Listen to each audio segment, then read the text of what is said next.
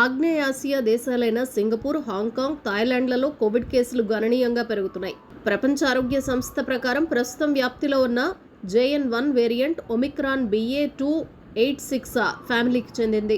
సింగపూర్లో ఏప్రిల్ చివర్లో 11,100 కేసులు నమోదు కాగా మే మొదటి వారం నాటికి 14,200 కేసులకు పెరిగాయి. ఇది సుమారుగా 28% పెరుగుదలగా భావించాలి.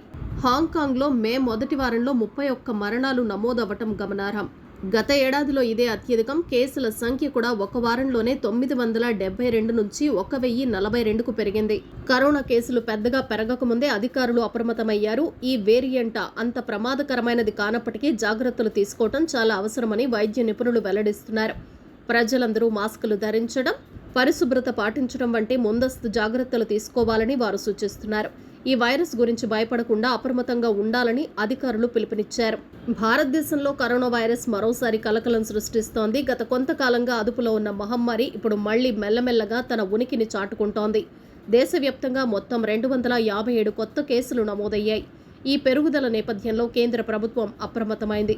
అధికారిక గణాంకాల ప్రకారం మే 12వ తేదీ తర్వాత ఇప్పటి వరకు మొత్తం 257 కేసులు నమోదయ్యాయి.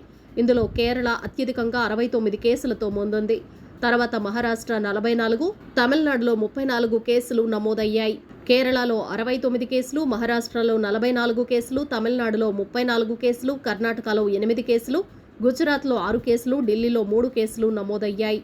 హర్యానా, రాజస్థాన్, సిక్కింలలో ఒక్కొక్క కేసు నమోదవ్వగా ముంబైలోని కింగ్ ఎడ్వర్డ్ మెమోరియల్ ఆసుపత్రిలో 2 కరోనా మరణాలు నమోదవ్వటం ఆందోళన కలిగిస్తోంది.